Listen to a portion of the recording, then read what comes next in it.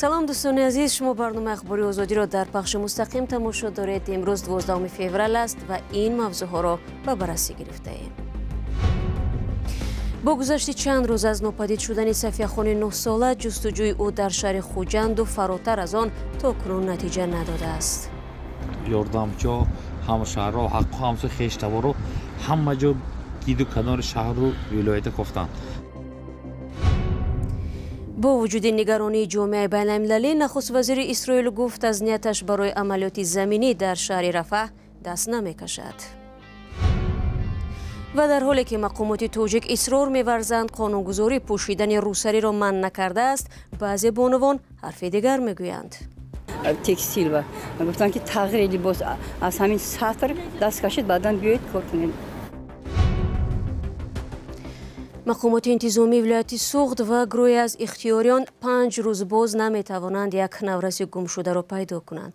ба бовари волидайни Сафияхон Раҳматова, духтарчаи 9 солаи онҳо дар дарёи Сир ғарқ шудааст. вале наҷотбахшони кумитаи ҳолатҳои фавқулода мегӯянд, то сарҳади Узбекистон аз ӯ нишоне наёфтанд.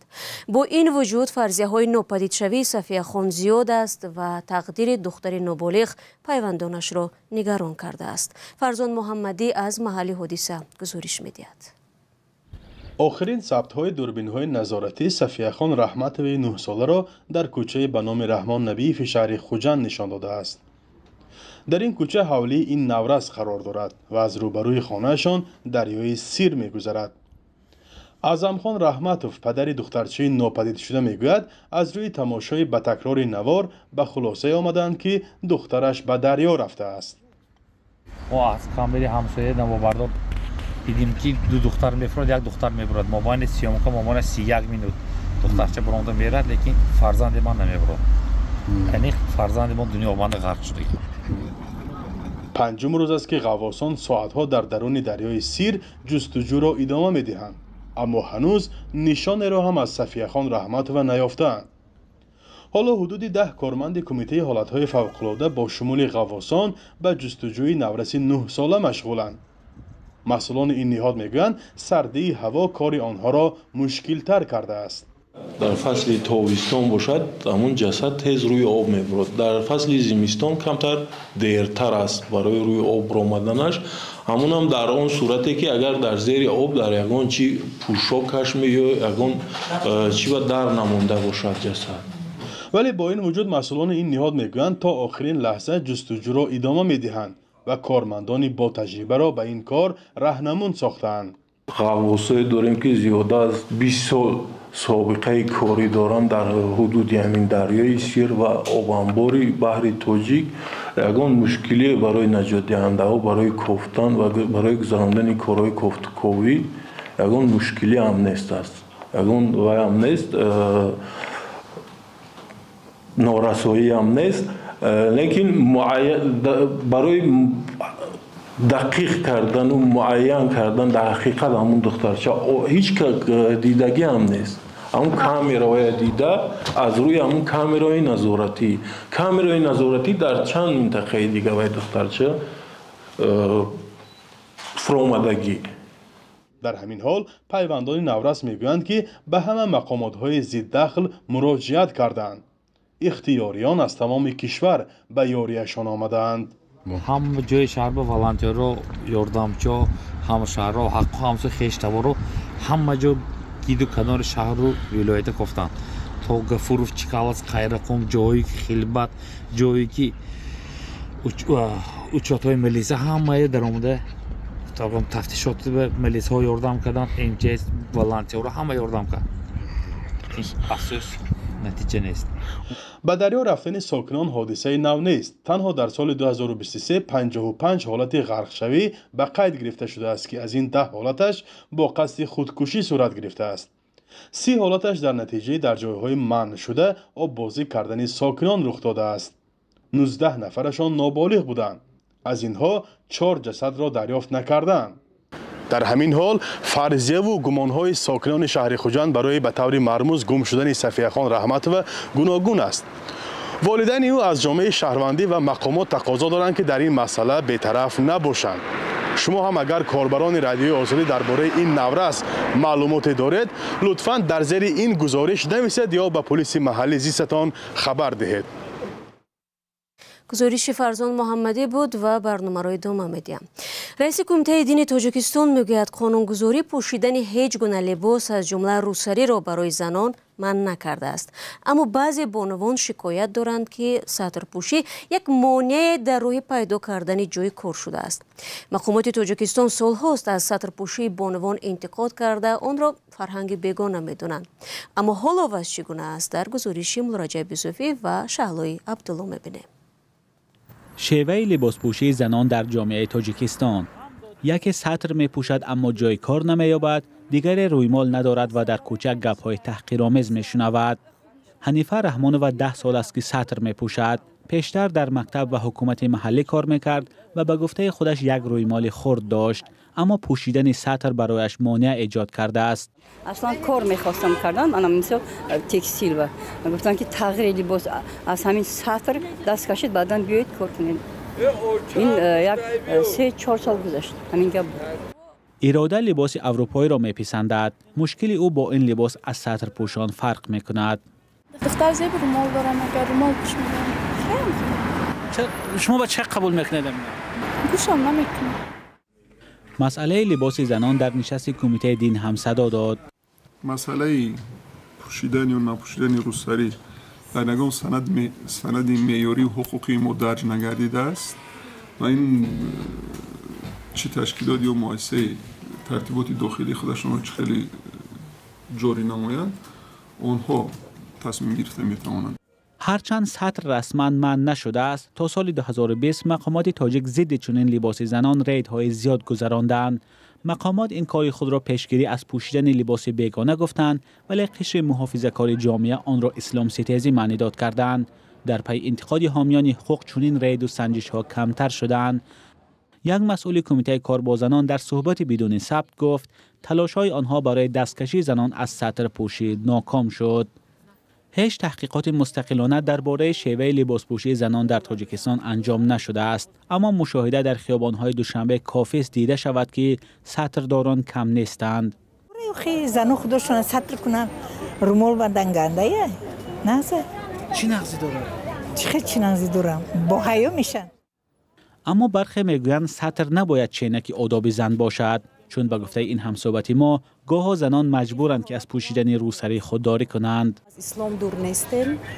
ممکن که من هم اگر کارگر نمی بودم، کارگری دولت که هر خیل مانع هست برای ممکن که من هم میپوشیدم. با این همه شیوه لباسپوشی باعث نمی شود که دختران و زنان میان هم دعوا کنند، به مانند این دوگانه که یکی سطر دارد دیگری نه.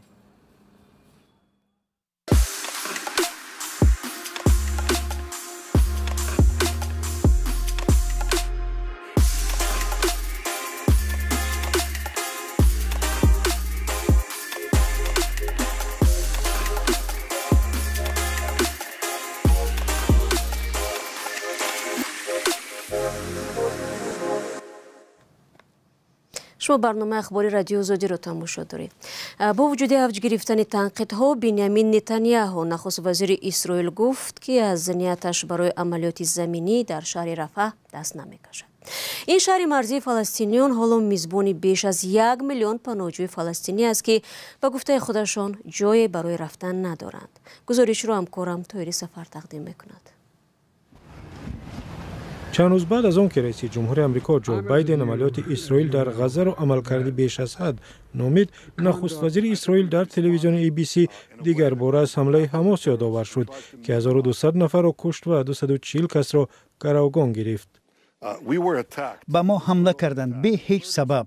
حمله وحشانه 7 اکتبر بدترین حمله به مردم یهودی پس از هولوکاست بود. ما از پی محو تروریستان شدیم و کوشیدیم تلفات غیر نظامیان کم باشد. تروریستانی که بین مردم رفته از آنها به حیث سپر انسانی استفاده می کنند. تلفات غیر نظامیان به گفته وزارت تندرستی حماس از 28000 نفر هم گذشت. نتانیاهو این آمار را رد کرد و افزود که آنها نقشه آسیب نرساندن به مردم غیر نظامی را عملی می کنند و ارتش اسرائیل از قصد عملیات زمینی در شهر رفح دست نکشیده است. در این شهر در مرز مصر بیشتر از 1,400,000 فلسطینی و اکثرا بیجا شدگان زندگی می کنند. بریتانیا، مصر و عربستان سعودی اظهار نگرانی کردند.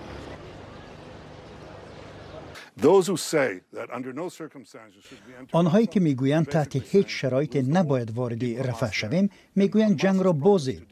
حماس را آنجا نگه دارید. در رفح عائله‌های زیادی در خیمه زندگی میکنند، جای برای رفتن هم ندارند. اگر گویند کوچ بندید من نمیروم. در یک طرف من مرز مصر است، طرف دیگر رفح. من جنبیدن نمیتوانم. این زمان در تل آویو تظاهرگران میخواهند گروگانان از دست حماس آزاد کرده شوند. روز شنبه شاهراهی ایالان را بستند. ما آمدیم بگوییم که از این همه بیزار شدیم. ما میدانیم که تمام مردم با ماست، ولی احساس میکنیم حکومت با ما نیست. وقت میگذرد. از نتانیاهو پرسیدند که آیا همه 132 گروگان زنده هستند؟ با فکر من ما به قدر کافی تلاش داریم. ما سخت میکوشیم آنهایی را که زنده هستند برگردانیم و صمیمانه میگویم جسدهای مرده ها را هم. بنیامین نتانیاهو ادعا کرد که فشار به حماس یک عامل اصلی رهایی 110 گروگان بود و افزود پیروزی در دسترس است. برمیگردیم به تاجیکستان. در حالی که تاجیکستان رشد صنعت را یکی از هدفهای اساسی خود می‌داند، صدها کارخانه از کار مانده و یا دخل و خرجشان به صفر برابر شده است. وزیر صنعت کشور هفته گذشته ضمن نشست خبری گفت در یک سال گذشته 426 کارخانه گزارش دادند که هیچ درآمدی نداشتند. بعضی از کارشناسان در مطلب همکارانمان ارشاد سلیمانی و امیر ایسویف مانع‌هایی را نام بردند که سببی از کار ماندن کارخانه ها می شود. شیرعلی کبیر سبب‌های از فعالیت ماندن کارخانه ها را با پایان رسیدن مهلت اجازتنامه نداشتن پول و نبودن سپارش وابسته دانست. همزمان بعضی از کارخانه ها را متهم کرد که دخل و خرج خود را پنهان نمودند اما از کسی نام نگرفت. بعضی از اقتصاددان ها دلیل دیگر را پیش آوردند. یکمش نورسویی انرژتیکی است. دوم سببش این سیاست فیسکالی، فشار بلندی اندازبندی، یعنی که کارخانه را مجبور کنه اندازه زمین سپارد، اندازه درآمد سپارد و غیره و غیره. اندازها یک چند نمود اندازها است سپارد.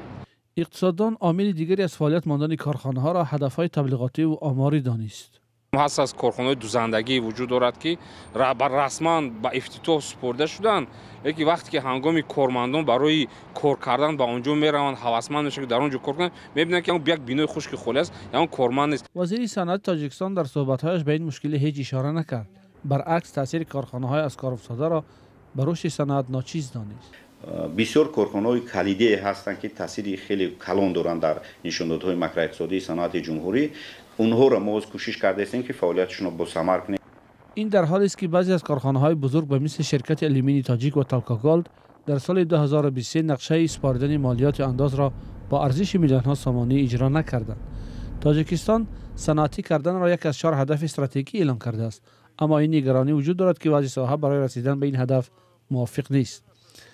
رسانه‌های دولتی و منصبداران تاجیکستان پیوسته از تشکیل کارخانه‌ها و هزارها جای کاری نو خبر می‌دهند. بیشتر کارخانه‌ها را هنگام سفر پرزیدنت به شهر و ناحیه‌ها باز می‌کنند.